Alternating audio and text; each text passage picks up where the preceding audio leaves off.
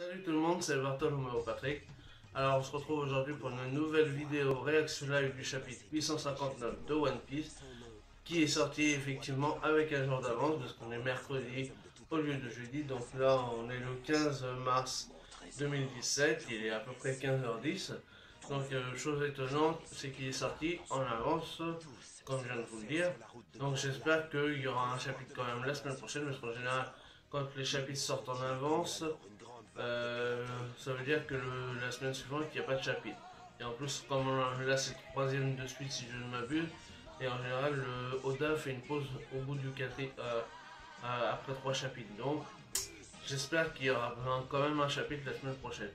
Enfin bref, donc on verra ça tout à l'heure en fin de vidéo. Sinon, donc, on va faire un petit résumé de ce qu'il y a eu dans le chapitre précédent. Donc, on avait eu des révélations par la sœur jumelle de Lola, à savoir Chiffon, qui est mariée donc avec Capone BG, hein. Et donc, elle nous avait expliqué pourquoi enfin, plus ou moins, on va dire, pourquoi Big Mom, elle détestait les géants. Et parce que bon, par rapport à Lola, parce qu'il devait se marier avec le roi Loki, qui était le prince Loki plutôt, qui était le prince du royaume d'Elbaf. Bon, mais il y a eu une embrouille, ils ont essayé de mettre la sœur jumelle à la place, mais bon, ils ont vu le poteau rose, ça a déclenché une guerre entre eux, déjà qu'ils étaient en mauvais termes, donc du coup ça a envenimé les choses. Mais on ne sait pas pourquoi pour l'instant il y a eu cette altercation avant que les choses ne tournent mal par rapport au mariage. Donc du coup c'est aussi pour ça que Big Mom voulait faire de la certification sur les êtres humains grâce au pouvoir de César. Chose que n'est pas forcément facile à faire. Enfin bref. Voilà, donc ça c'était le petit passage intéressant. Et puis finalement après on a donc les Mugiwara qui étaient déjà arrivés au QG de Capone Gang BG, sauf Luffy et Sanji qui les ont rejoints à l'entrée du royaume, enfin de leur QG. Donc du coup ils ont été prendre une douche et tout machin.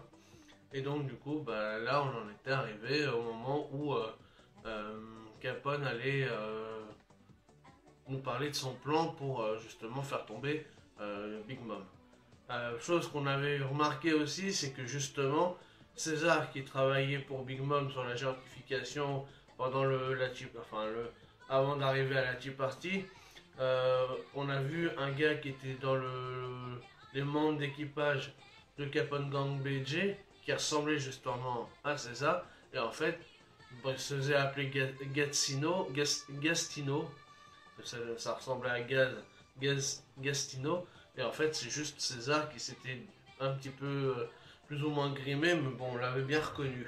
Donc voilà, et donc là, on en était à ce moment-là de savoir quel était le plan finalement de Capone Gang BG. D'ailleurs, Luffy, à ce moment-là aussi, dans le chapitre, il fout une steak à BG par rapport à Pecoms, qui est son ami pour lui.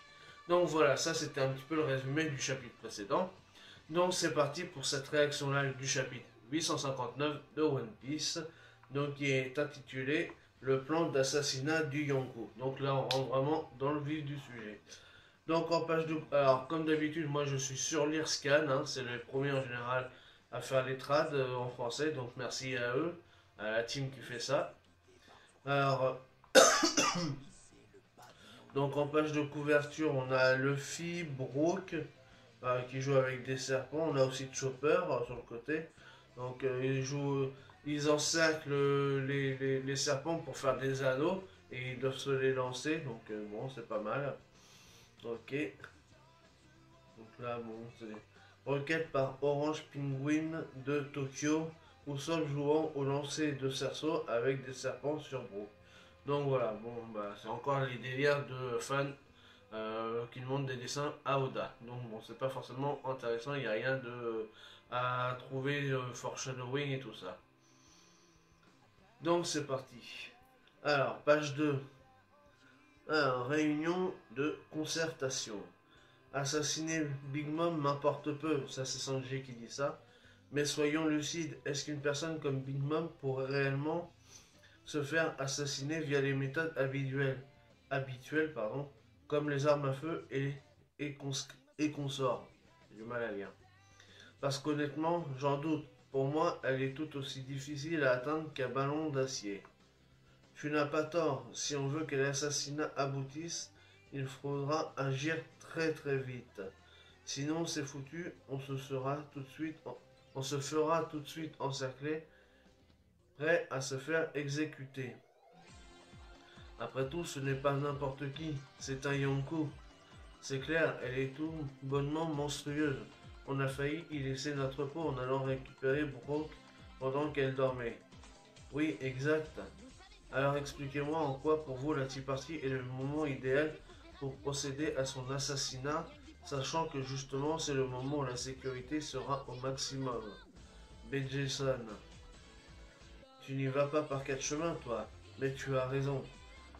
L'image elle est sympa parce que du coup, par rapport à la semaine dernière où on avait Capone en face de nous et on avait Luffy de dos et tous les membres du gang de BG et avec Luffy en face et Pedro et tout ça, et là en fait on a juste l'exact reflet, c'est-à-dire qu'on a Luffy en face de nous assis vaché dans le canapé et Capone est de dos, donc ça fait le petit clin d'œil par rapport à l'image de la semaine dernière qui est pas mal. C'est sympa cette image déjà. Alors ensuite, donc parce qu'en fait là c'était une double page. Hein. Eh bien pour répondre n'importe quoi. Eh bien pour répondre à ta question, donc ça c'est BG. Hein. Si certaines conditions sont remplies, on devrait pouvoir mener à bien cet assassinat en moins de 5 secondes. Carrément, 5 secondes pour tuer une Yonkou, ça me paraît un peu présomptueux mon pote. C'est quand même Big Mom, c'est une Yonkou. C'est en train de puer ton histoire là. Quoi? En 5 secondes seulement? Bon, ça c'est Chopper qui dit ça parce que ça l'étonne aussi. Mais le plus compliqué sera justement de créer cette opportunité de 5 secondes, frérot. Déjà, on risque de se faire neutraliser en un rien de temps, ne serait-ce que par les commandants, frérot. Si on en arrive là, la situation risque de se compliquer et on risque d'aboutir à un conflit, avec des chances quasi nulles de le remporter. Coucou. Bon, ça doit être le rire de Capone, hein. Coucou. Donc oui, effectivement, s'ils ratent leur coup, c'est mort pour eux. Après, ça va faire une mini-guerre entre eux et ça risque d'être compliqué. Surtout qu'il y aura tous les commandants, les sous-commandeurs et tout ça. Ils attendent quand même du monde qui est assez badass, donc ça risque de les fragiliser, pardon, s'ils n'arrivent pas à faire leur coup et que le plan ne se déroule pas comme prévu. Mais à mon avis, connaissant Oda, le plan qui est prévu là, qu'on va avoir en détail, à mon avis, dans les pages suivantes, à mon avis, ça va pas se dérouler comme prévu. Parce que c'est pas possible, il va y avoir forcément une couille quelque part. Hein. Déjà, là, le timing de 5 secondes, ça me paraît un peu lourd. Donc là, on voit Carotte qui est toujours en train de manger des carottes, normal pour une lapine. Alors, donc page 3. Hein. L'une des étapes du plan d'assassinat était d'obtenir de César qu'il coopère. Non, c'est Gastino. Donc César qui veut toujours pas faire en sorte qui veut qu'on l'appelle Gastino alors qu'on le sait très bien que c'est César. Hein. Tout le monde le sait, mais bon. Que ce soit par inadvertance. Pardon, on va reprendre. Que ce soit par inadvertance ou pas, ne t'avise surtout pas de m'appeler César devant Big Mom. Ouais, peut-être parce qu'elle n'est pas au courant qu'ils ont réussi à la récupérer, je sais pas. Enfin bref, n'oublie surtout pas, quand tout ça sera fini, tu me rendras mon cœur et me libéreras. C'était la condition sine qua non pour que je coopère. Sinon, crois-moi, je te le ferai payer en ôtant la vie de ton fils. Chourourourourou. Tu ne devrais pas te préoccuper de ça, Gas Baby. BG n'est pas du genre à trahir une parole qu'il a donnée. Gas Baby? Non, c'est Gastino. La tête qu'il a, César, assez énervé parce qu'on l'appelle pas Gastino. Ha ha ha ha. Elle est bien bonne, Yes Baby. Donc le film, lui, évidemment, ça le fait rire. On s'en fout du surnom qu'on lui donne, de toute façon, c'est une raclure. Il ne l'a pas volé. Ça, c'est Nami qui dit ça. Ben, cache comme elle est. Bref, sa mission est on ne peut plus importante. Exactement. Tout dépendra de ma mission après tout. Chourouloulou. Bah, s'il compte sur César, ça risque d'être mal barré. Hein, parce que il est... Monsieur Gaffeur, ça risque d'être tendu. Donc, page 4. Voici le lance KX, une arme à gaz toxique létale. Une seule devrait suffire, mais par précaution, j'en ai prévu 3. Là, on voit des armes chimiques hein, que Capone il a fait grâce à l'aide de César. Hein. Chaque cartouche permet d'administrer à l'organisme visé 5 mg de composés organophosphorés, hautement neurotoxiques. C'est l'arme de destruction ultime. Tremblez les ignorants. Alors il y a une petite note par rapport aux 5 mg de composés organismaux, machin là.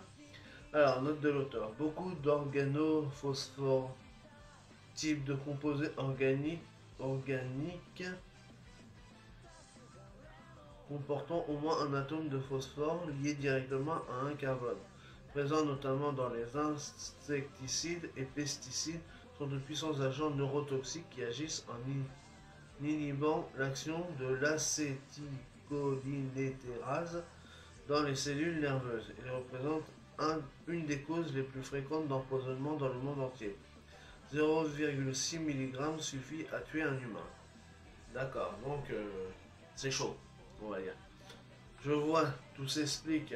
En gros, on dispose d'armes capables de venir à bout d'elle, mais il faut juste s'assurer de pouvoir l'atteindre. Hélas non, ce n'est pas tout à fait ça. Cette cartouche ne pourra pas transpercer la peau très dure de Big Mom, dans des circonstances normales. Il y a peu d'armes en ce monde capables de la toucher. Quoi? Mais alors on va faire comment? Bon, ça c'est Chopper encore qui demande ça. Elle a la peau très dure. Alors là je vois pas comment... C'est pas inhumain alors. Si elle a la peau dure c'est que c'est pas inhumaine. Vu qu'elle est assez grande et tout, elle fait peut-être partie effectivement de la race des géants et c'est pour ça qu'elle est en conflit, qu'elle a été peut-être éjectée d'Elbaf ou un truc comme ça. Une petite théorie comme ça. Vous en faites ce que vous voulez. Page 5. Pour que nous puissions utiliser le lance KX, il y a 2 conditions préalables à remplir. La première est de s'assurer que pendant au moins 5 secondes, rien ni personne ne puisse m'empêcher de tirer. La seconde est que l'organisme de Mama soit affaibli. C'est quoi ces conditions bien spécifiques? Et ces conditions spécifiques ne peuvent être remplies qu'à la Tea Party. Donc là on a le bébé qui pleure parce que du coup son père il est en train de crier. Oh désolé, j'ai parlé un peu trop fort, mais un coup de pas. Du coup il se met en mode love to love devant son bébé parce qu'il a pleuré. N'importe quoi. Le mec il est en train de parler d'une arme de destruction massive pour faire chuter Big Mom et il se met en mode love to love devant son bébé parce qu'il pleure. C'est n'importe quoi. Enfin bref. Cela fait près d'1 an qu'on s'est associé à Mama et autant que je sache, jamais elle n'a été blessée. Qu'importe les situations, elle peut couler des navires, détruire des villes ou même se prendre un boulet de canon à bout portant. Rien n'y fait, elle s'en sort toujours indemne. Pardon. Un peu à l'image de Kaido, on avait dit que c'était la créature la plus puissante du monde, avec toutes les phrases qui avaient été dites dans le chapitre, je sais plus, mais bon, il était aussi les armes et tout ça, il était aussi fort sur la terre, dans les airs et dans la mer et tout ça. Enfin, il y avait une histoire comme ça, je me rappelle plus exactement les termes, mais bon, ça prouve bien que les Yonkou ils sont vraiment ultra badass quoi, que c'est pas, ils sont pas arrivés là par hasard et sans la moindre égratignure. Voilà, donc on en revient aussi par rapport à Kaido. Oui, comme tu dis, c'est un vrai ballon d'acier. Donc page 6. Là le bébé il s'est rendormi, donc tout va bien. Mais je n'ai vu qu'une seule fois le corps de maman subir une petite blessure. Ah oui, l'incident du portrait de Mother Caramel. Oui, tout juste. Hein. Note de l'auteur. En anglais, Kata Kana dans le texte VO. D'accord. Donc, mère Caramel. Donc, est-ce que c'est par rapport à la mère de Big Mom? Est-ce qu'on va avoir des informations là-dessus? Lors de ces tea parties, le siège qu'il donne en face de Mama est toujours réservé pour la photo d'une certaine personne. Cette photo est extrêmement importante pour elle. Une photo? Oui, c'est la photo de Mother Caramel. Disons que c'est un peu le point faible de Big Mom. Là, on a enfin, une image où on voit donc justement Big Mom qui est assis avec la photo encadrée en face. Bon, évidemment, on voit rien. La photo, elle est assez floue, hein, justement, pour pas nous donner d'indice. Et donc, on voit qu'il y a ça doit être certainement des chefs d'État autour d'elle, parce qu'on voit des rois et tout ça, parce qu'ils ont des couronnes sur leur tête. Donc, la photo a l'air d'être importante pour Big Mom. C'est même, Capone, il nous dit que c'est même son point faible. On ne sait pas grand chose de Mother Caramel, si ce n'est que ce serait la bienfaitrice de Big Mom. Elle est décédée. Elle aurait disparu il y a quelque temps, donc dans la famille, on ne sait pas grand chose à son sujet. Donc il y a un flou par rapport à la famille de Big Mom. Donc ça serait sa bienfaitrice, mais est-ce que ça serait sa mère ou autre chose, ou c'est grâce à elle qu'elle est devenue Nyonku? Donc pour l'instant, il y a encore plein de points d'interrogation là-dessus. Donc on va peut-être voir par rapport à ce que Chiffon va nous dire. Donc page 7. Un jour, lors d'une petite partie, quelqu'un a malencontreusement fait tomber cette photo. Mama a réagi de manière totalement stupéfiante. Son teint est devenu bleu et sa voix a changé. Elle a commencé à émettre des sons étranges, perçants, déchirants. C'étaient les symptômes d'une crise, mais qui différaient de ces crises habituelles. Les personnes autour n'avaient d'autre choix que de se boucher les oreilles, tant le son était insupportable. Puis certaines personnes ont commencé à s'effondrer. Ça, c'est peut-être par rapport à son haki aussi. Si elle est Yonko, elle a peut-être du haki. Si les personnes s'effondrent, ça doit être du haki. Donc là, on voit effectivement Big Mom qui est en train de crier comme ça. Et donc là, il y a des personnes qui sont en train de se boucher les oreilles, en fond encore, en toile de fond, par rapport à ce que Chiffon nous raconte. Et on voit qu'il tombe plus ou moins dans les vapes. Parce qu'il semblerait qu'elle puisse déclencher le haki des rois lors de ce genre de crise. Donc elle maîtrise peut-être pas son haki aussi. Pour Nyonko qu'elle maîtrise pas son haki, ça me paraît bizarre. Et tout ça juste à cause d'une photo. Donc la photo a l'air d'être vraiment très très importante pour Big Mom. Donc page 8. Bref, quand tout ceci est arrivé, Mama est tombée à genoux à cause du choc et s'est éraflé le genou, elle a saigné. Honnêtement, nous avons tous été surpris de voir que son sang était bel et bien rouge. En tout cas, quand elle entre dans cet état, son corps perd sa résistance. Mais maintenant, je me demande ce qui va se passer si l'un de nous déchire en deux sa précieuse photo. Là, le sourire, on voit juste un petit bout de sourire, mais les yeux, là, avec cette phrase-là de Capone, ah là là, l'image elle est mortelle. Et donc en toile de fond, justement, avec Big Mom qui est en train de piquer sa crise, Mama sera affaiblie parce qu'il imagine son scénario, donc on voit l'image du scénario qu'en fait Capone il imagine quoi. On aura au moins 5 secondes devant nous sans interférence. Et c'est à ce moment-là que le lance-caïs fera effet, Big Mom mourra. Donc là on voit en fait Big Mom qui est dans sa crise. Et donc là pour Capone, c'est à ce moment-là qu'il lancera le lance-roquette quoi. Et l'annonce de son assassinat se répandra à travers le monde. Ah la gueule qu'il a Capone, c'est un truc de ouf. Mais et la voix dans tout ça? Que fait-on si on est incapable de bouger? Ne vous en faites pas, j'ai ça avec moi. L'invisible système Symphonia. Oh, des bouchons d'oreilles. D'accord. Page 9. Si déchirer cette photo en deux créera un aussi gros vacarme, j'utiliserai ce laps de temps pour sauver Sanji et sa famille. Hein? Oh, il ne soit pas aussi prétentieux. Il n'y aura que 3 secondes entre la destruction de cette photo et le début de la crise de Big Mom.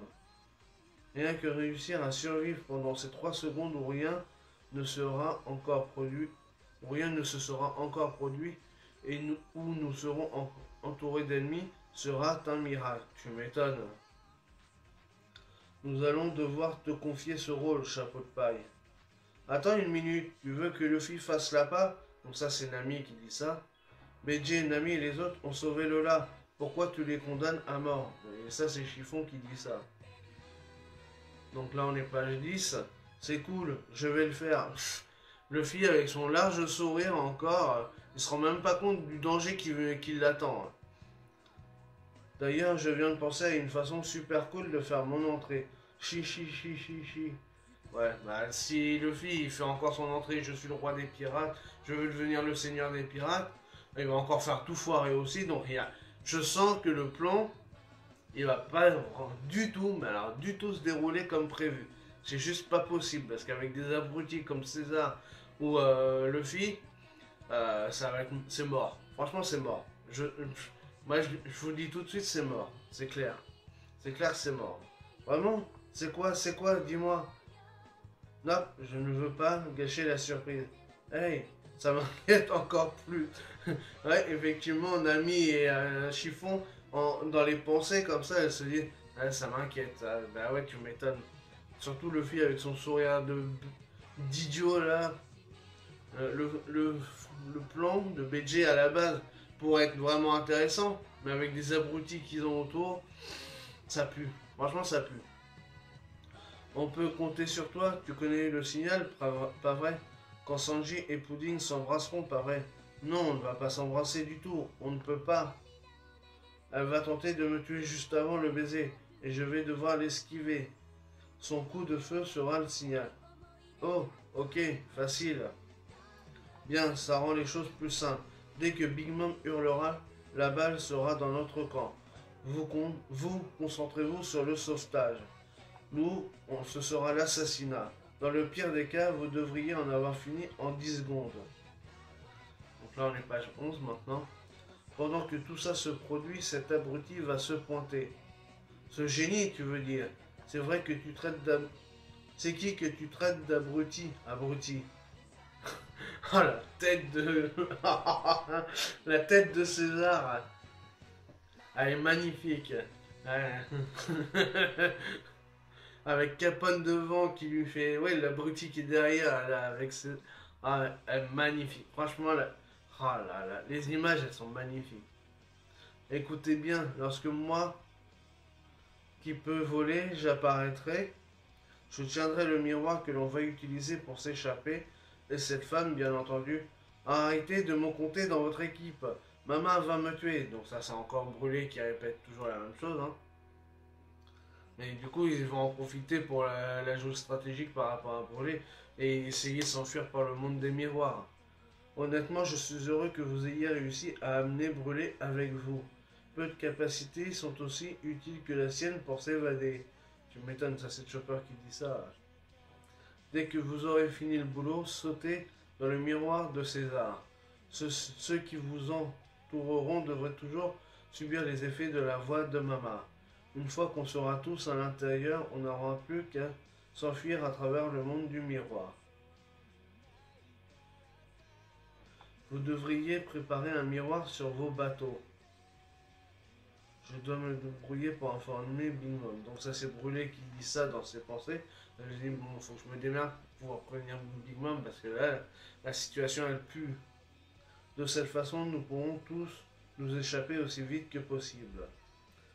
Bah ouais, ça serait bien de prévoir des miroirs sur les bateaux, comme ça, parce que le monde de miroirs, les miroirs ils sont reliés par rapport à Totland et pas par rapport à leur bateau, donc il faudrait pouvoir connecter entre guillemets une issue jusqu'au bateau. Donc là on est page 12, bah s'il y a les hommes poissons qui sont dans la mer, eux, ils pourraient essayer de trouver des miroirs pour les mettre sur les bateaux et justement les aider à s'évader et à s'enfuir au plus vite. Donc page 12.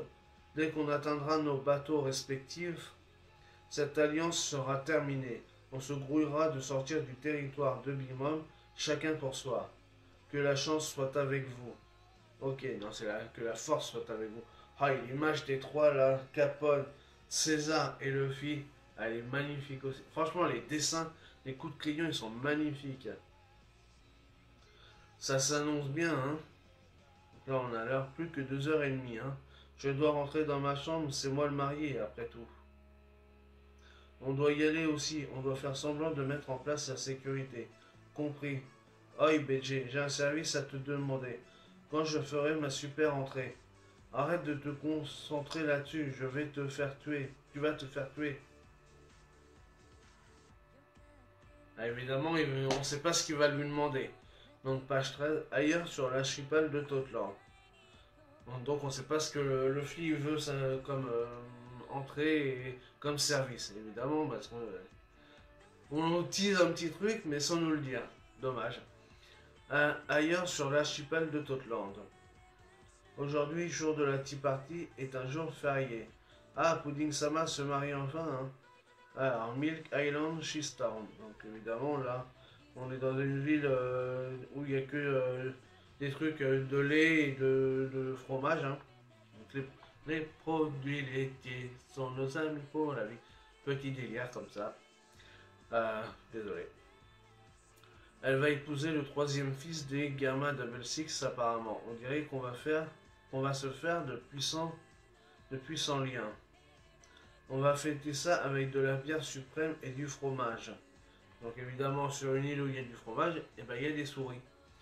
Nuts Island, Peanut Town. J'ai entendu dire qu'une famille du conglomérat de Ruffield est arrivée hier au port. Les invités ont l'air de très grande classe cette fois. Donc évidemment, il y en a un, il a une tête de cacahuète, hein, bah Peanuts, hein. Et les autres, ils ont des chapeaux en forme de cacahuète. Logique sur l'île de Peanuts, hein.